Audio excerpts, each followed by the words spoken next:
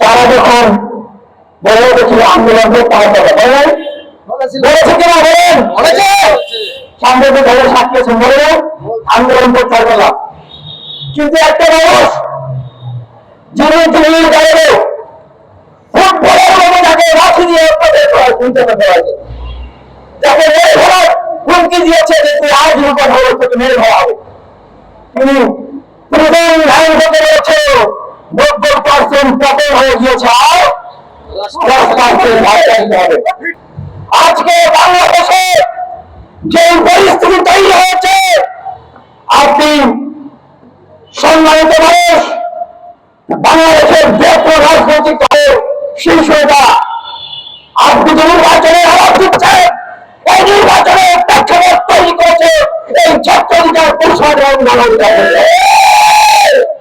যদি 2008 সালে কোন সংস্কার আন্দোলন না হতো, 19 সালে রাষ্ট্র নির্বাচন না হতো, ছাত্র অধিকার পরিষদের নেতৃবৃন্দরা বারবার মার খেয়ে আবার যদি বিশ্ববিদ্যালয়ে ছাত্রলীগের অত্যাচার নিপীড়নের বিরুদ্ধে বুকছে দিয়ে না দাঁড়াতো, বাংলাদেশের তরুণ দালালদের মধ্যে প্রতিবাদের অগ্নিস্ফুলিঙ্গ না তৈরি করত, বাংলাদেশের মানুষের মধ্যে বিপ্লবের স্পৃহা না তৈরি করত, তাহলে আজকের গণঅভ্যুত্থান কি হতো?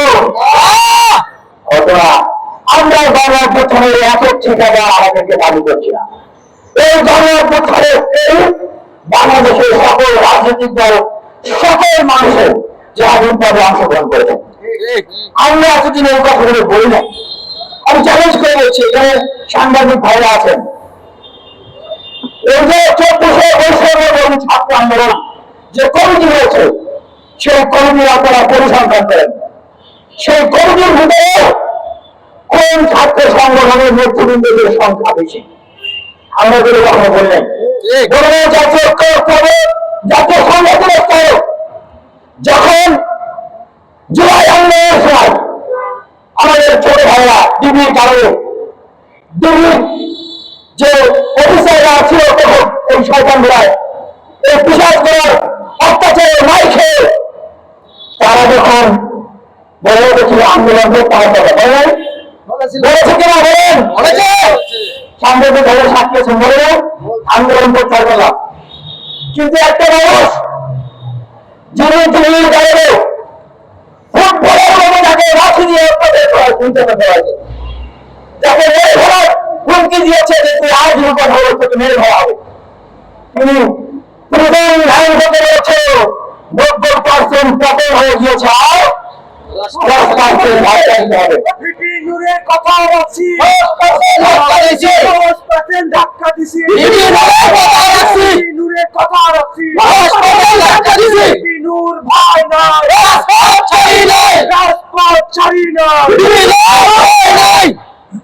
আমরা এই কথাগুলো বলে নাই ভাই, এখন এই কথাগুলো বলতেছি যে আমাদেরকে উপদেষ্টা বানান, আমাদেরকে পৃষ্ঠা আসন দেন, এই যে মন্ত্রিত্ব এই জন্য বলছি না ভাই। কথাগুলো এখন বলতেছি এই জন্য যারা বিপ্লবের ঠিকাদারি নিয়ে নিয়েছে, তাদের কার্যক্রম কর্মকাণ্ড, তাদের চাঁদাবাজি, তাদের সিন্ডিকেট, তাদের নিয়োগ বাণিজ্য বিপ্লবকে কক্ষিত করে সবাইকে বাইরে ফেলে দেওয়া, দেশকে একটা সহিংসতা সংগ্রামের দিকে ছেড়ে দেওয়া, বিশৃঙ্খলতার দিকে ছেড়ে দেওয়া, কখনো কি আমরা মুখে আঙ্গুল দিয়ে চুপ করে বসে থাকবো? থাকবো না। মনে রাখবেন, ছাত্র অধিকার পরিষদ, যুব শ্রমিক অধিকার পরিষদ, গণ অধিকার পরিষদ, আমরা চুপ আছি বলে ভাববেন না এটা আমাদের দুর্বলতা। আমরা জাতীয় স্বার্থে আমরা চুপ আছি, সহিংসতার স্বার্থে আমরা চুপ আছি। দেখেন, অনেকেই বলে বিভিন্ন সময় সমালোচনা করে যে আমরা আমাদের বন্ধু, তোমাদের শত্রু, আমাদের বন্ধু, আমাদের শত্রু। কিন্তু ঘরে ঘরে আমাদের বন্ধু শত্রু একটি পরিবর্তন হয়। দেখেন ভাই, গণ অধিকার পরিষদ কারোরই শত্রু না। অভ্যুত্থানে অংশগ্রহণকারী প্রত্যেকটি শক্তি বন্ধু হচ্ছে গণ অধিকার পরিষদ। কিন্তু আওয়ামী লীগের সময় যেরকম আওয়ামী লীগের চাঁদাবাজি, চিন্তা, রাজধানী, তাদের বিশ্বাসের বেশিরভাগের বিরুদ্ধে আমরা লড়াই করেছি। আমাদের রাজনীতির হাজারি হয়েছিল ফেসিবাদকে উৎখাত করার জন্য, নতুন একটি বাংলাদেশ তৈরি করার জন্য।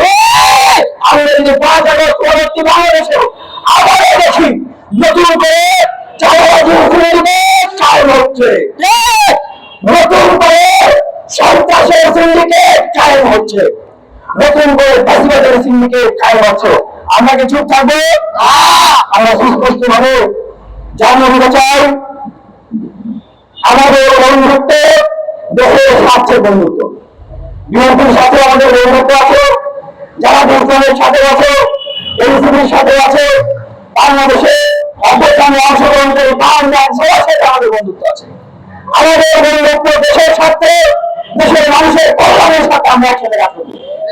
কিন্তু আমাদের বন্ধুত্ব চাঁদাবাজি, আগুয়া দেওয়া, সিন্ডিকেটের আগুয়া দেওয়া, মানুষের উপর নির্যাতন করা, মানুষের উপর অত্যাচার করা, এই সমস্ত কাজে আমাদেরকে বন্ধু হিসাবে পাবেন না।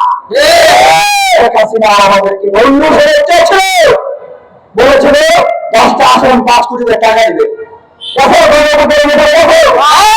আমি যে আনন্দ প্রদেশে আসতেছিলাম, 7 মাসের সমাজের আলাদা করতে গেলেন, আমার বাবাকে টিভির আনন্দ দিয়ে আহ্বান দিছে আমাকে আসন দিবে, আমাকে এমপি বানায় দিয়ে 25 কোটি টাকা আসলে 5 কোটি টাকা দিবে, জেল থেকে ছেড়ে দিবে, মামলা খালাস করে দিবে।